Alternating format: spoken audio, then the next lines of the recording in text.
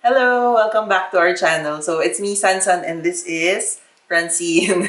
So, today, may share na naman akong recipe for you guys and sobrang dali lang nito. So, it's gonna be a super easy banana bread. So, ito yung ginagawa ng mommy ko na recipe since bata pa ako. Kaya, today, share ko sa inyo. Sobrang dali lang siyang gawin. So, sana try nyo. So, let's go! Let's make some banana bread.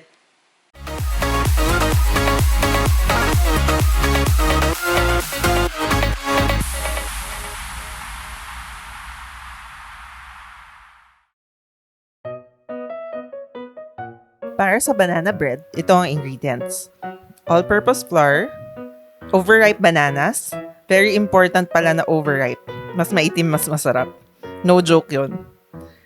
Sugar, milk as substitute para sa buttermilk, eggs, salt, at chocolate chips.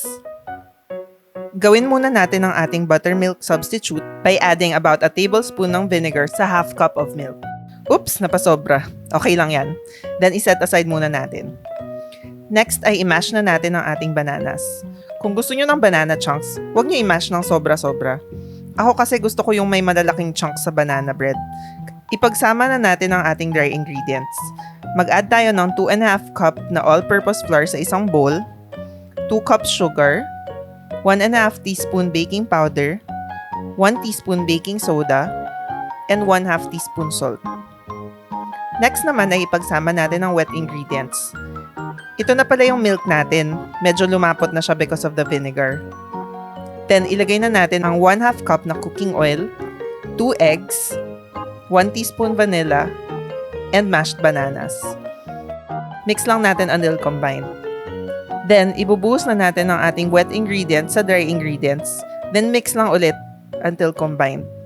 Be careful not to overmix.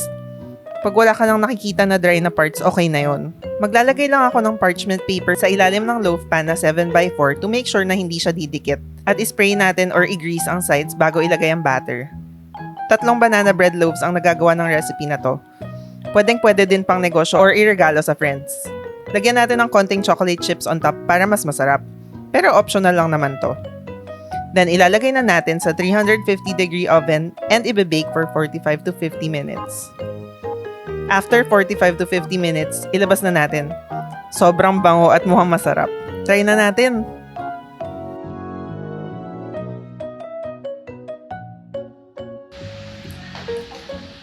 Ayan, so ito na ang ating banana bread. Bango. Kasi mga overripe yung bananas na ginamit natin. So sure yan, masarap to tsaka matamis. So recipe to ng mami ko, kaya tikman natin. Sarap. Kaya gusto ko tong recipe na to kasi sobrang siyang moist. Kasi oil yung gamit. So yun yung secret talaga. Tapos masarap kasi dinagdagan ko pa ng chocolate chips kaya extra chocolatey siya.